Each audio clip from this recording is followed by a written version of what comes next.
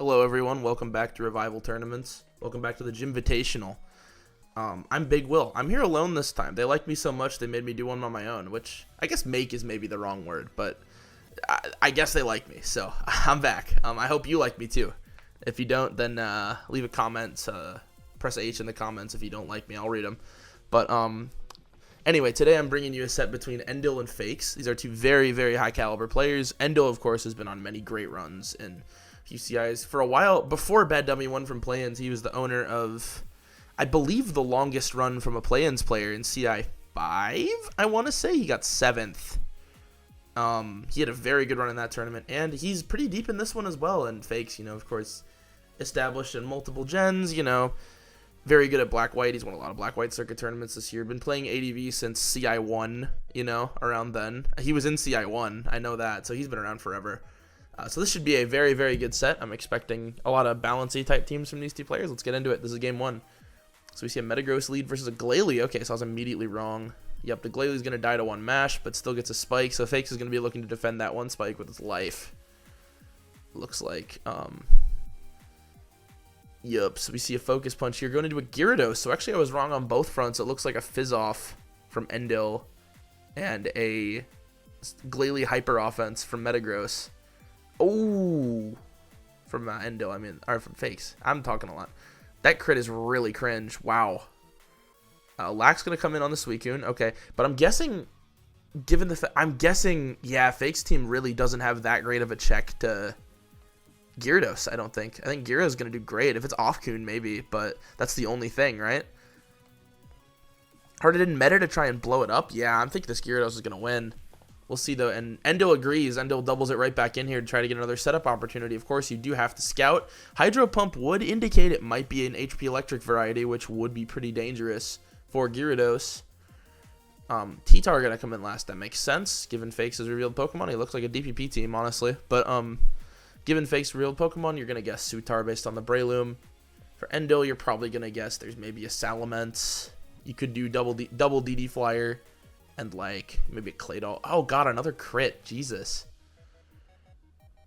Wow. So that 2 crits. The second one, this might not have mattered because it might have been offensive.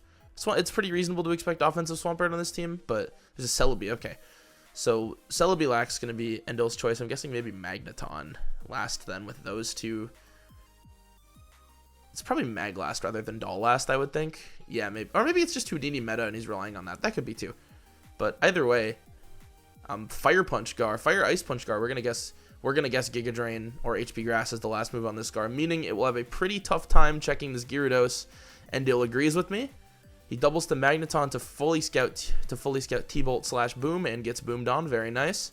Tyranitar is gonna come in. It is Pursuit, so Endill feels pretty much fine. Oh, it's actually DD, so it must be HP Ghost Loom. I actually think that's not bad on this style of team. You would guess Pursuit with the Breloom, but I think it's HP Ghost Loom and it's DD Tar just because it's a hyper offense. So I think the pacing makes a lot more sense there. Smart stuff from Fakes. But yeah, the Mag's going to pivot here to try and nail down another Gyarados Intimidate on the swap in. Looks like he'll get to it. We're going to see probably Earthquake here if I had to guess from Endill. Yup, nice. And then the last thing is the Suicune, which we're gonna guess is probably offensive. Ice Beam, HP Electric, meaning it's going to get boomed on by probably the Snorlax following. Yep, this makes sense. You just have to make sure your Snorlax could be in crit range, which would be kind of scary. It's really fast, Suicune. It is HP Electric. Nice. Okay, yeah, I think that makes a lot of sense on this type of team. Suicune is really nice roll compression for these really offensive teams. It can provide a check to physical threats and also CM and become a really crazy threat on its own. Try and take over a game. But we're going to see game 1 to Endill. Fakes team is really interesting. Fakes team looks like like I said, it looks like a DPP team, but probably Agila meta. Agila meta off-Kun, HP Grass Gar. Yeah, no, it's kind of cool. You got the Suicune for Fizz-Off. You got the Breloom and the Metagross for balance, the Garboom for balance. You got the DD Tar for special offense. Very nice. And then I was right about it being Maglast. Yeah, that makes a lot of sense. I think with these 4 revealed, I could probably guess T-Tar Immense plus Claydol Or you can guess something like Celebi Mag. Celebi Mag, I think, is probably the less common version of that, but anyway, yeah, we're getting into these two. We got, is it still positioned right? It is. Okay. All right, game 2. Let's get into it. We got T-Tar on T-Tar action. Let's see if we got a Brick Breaker here. We do, and it's a CB-Tar.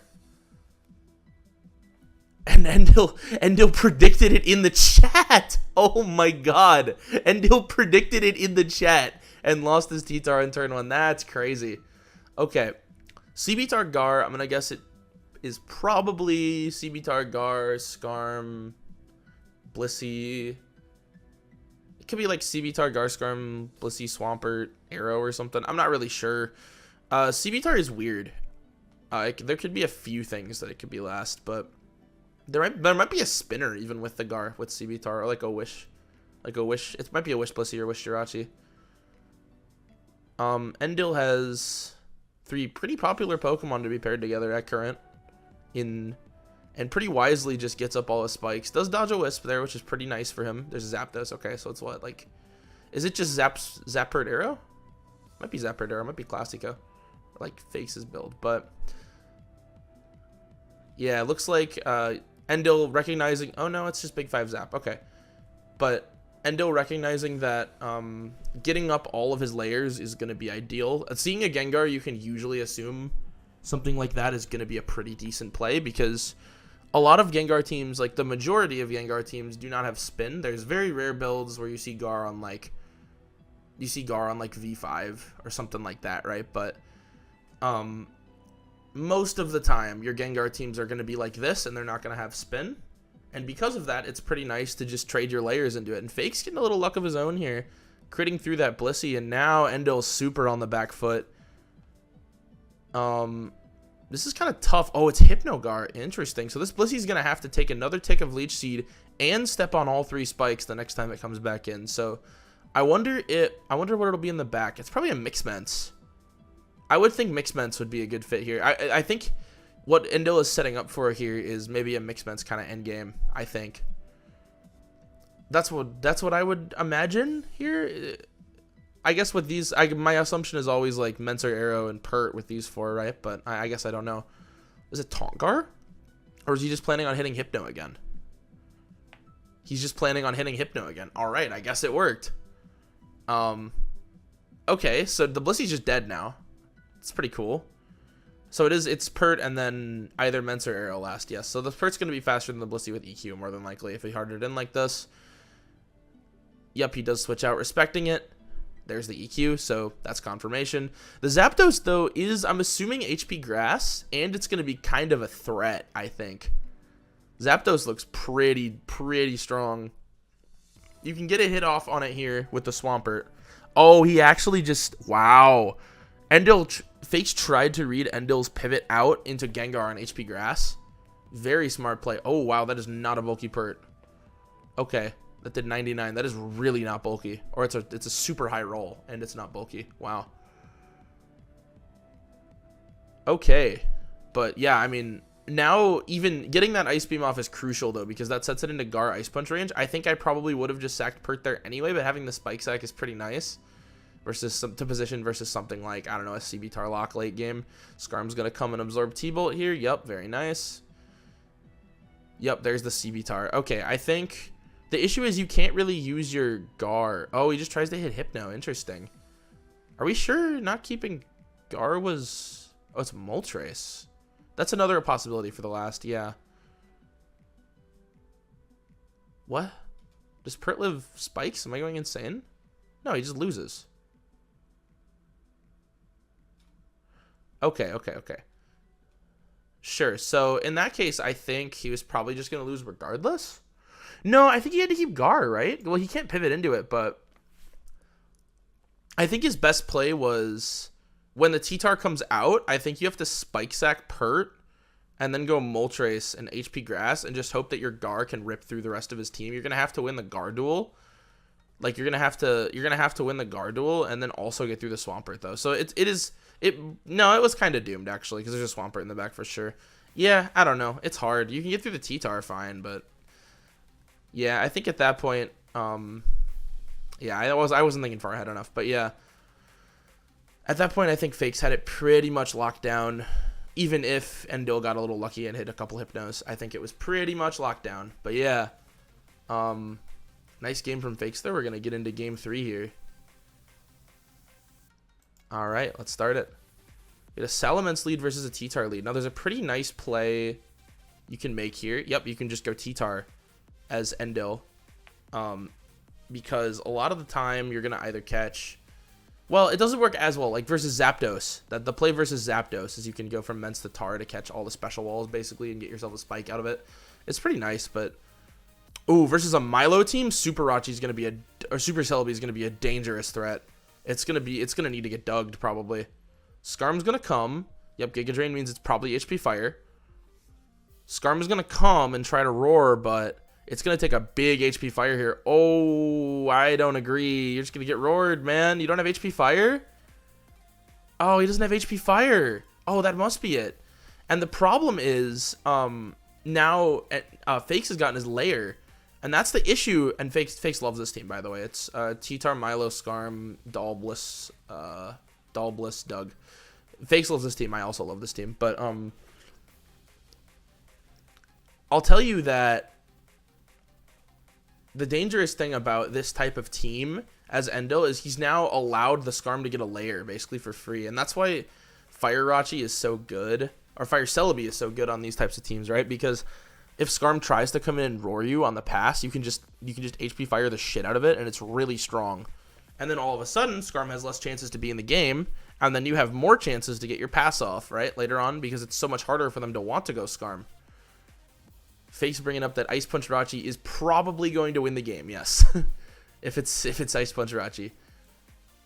If it's, I mean, even Grass Rachi, Sub-CM Rachi is kind of a demon against this, because the hard thing is Sub-CM Rachi is not duggable consistently. And T-Bolt would indicate that, yes, it is Sub-CM Rachi. The reason it's not duggable consistently because it can pretty much always position to try and have a sub-up before Dug comes in, which is so scary. Like, it's super, super hard to... You have to play pretty precisely to find positions where you can Dug Sub-CM Rachi without losing a lot of resources to break the sub, right? And that's why that thing is such a threat into fat teams. It's because Dug is usually the most reliable way of removing CMers for them.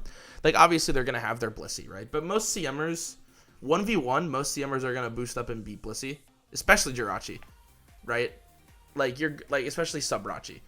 Like, a lot of the time, like, you know, Blissey can T-Wave it. It can Tox the Celebi, etc. It doesn't lose right away, but most CMers or a lot of CMers have tools to go, like, head-to-head with Blissey, especially if it's, like, CM Leech Celebi or something. I don't really like that set, but it exists.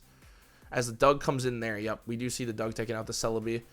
And this is probably going to be, what, an Agimeta mashes? Okay. So now you have the Milo kind of locked in here, and the Skarm died to trade with the Celebi. Why didn't we just click HP Fire earlier? I don't know. The Skarm died to trade with the Celebi. Are you going to try to luck through this, Milo? Is that your plan? It does do a lot. You can take a lot of recovers doing this, but you're going to run out of PP is the issue. You're going to need to boom this Milo eventually. And Fakes is just going to... Fakes actually just trades his Milo. Interesting. So he's relying on Claydol being able to live a hit in the back. Yep. I think you wanted to make him boom on your Milo, dude. I don't know, though. Is this T-Tar Roar? I don't know his T-Tar set on this. It's going to be some Fizztar set with EQ, for sure. But I don't know if it's Roar. Oh, it's CB. Oh, shit. It's CB-Tar. Okay. Well, if this is Crocoon, it's Off-Coon. But if it was Crocoon, it had a chance to it would just win the game, pretty much. Well, it would win the game pending S-Talk rolls versus Dug. But, yeah. Also, pending S-Talk rolls versus T-Tar, because T-Tar can rip through it with Rock Slides, too. Actually, with any move. The CM Bliss here. Oh.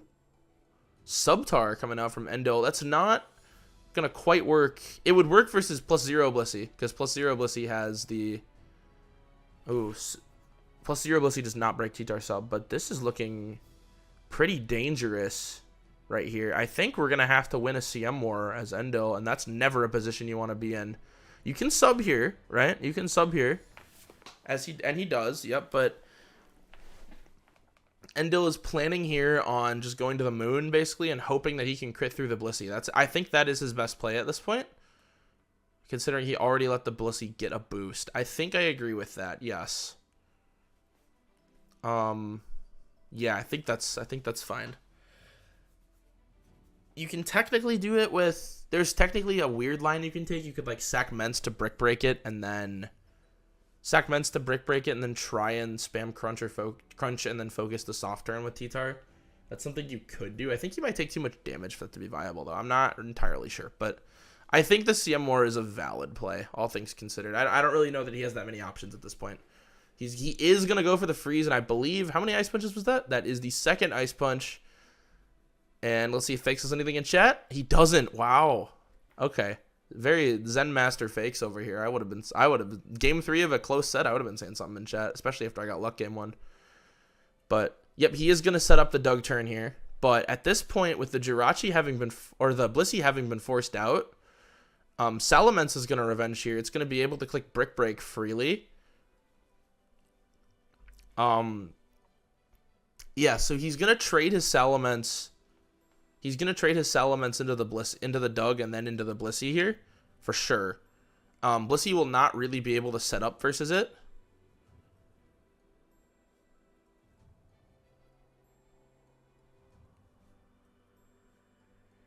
Yeah, Blissey will not be able to set up versus this, really. He's going to hard T-Tar. Yep, on soft, you just sub here, and then the game should be pretty much locked, I think. Fakes will try to crit the sub. He actually doesn't. Okay. So his game plan is what, then? No, Endill, this is 100% for Endill. This is 100% over. Because he spams Focus now, and then he spams Focus after, too. And then just goes Ments and Brick Breaks. This is over. Okay. Yep. Yep, nice work from Endill. Tactically, oh no, Fakes did have a chance, actually, if he froze the Tar on that turn. There was a chance to get back in the game. But, yep, very nice.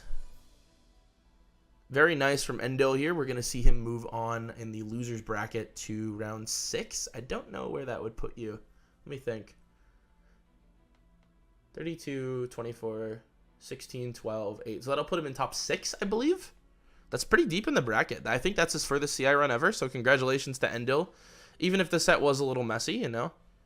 Very nice work there, and, you know, he will stay alive in the bracket, and Fakes will be knocked out at, I believe that's 7th. 7th? I hope that's 7th. I hope I'm right. But yeah, we'll see you next time on Revival Tournaments, and I don't got any wisdom for you today, but I'll try to have some for next time. Thank you. See ya.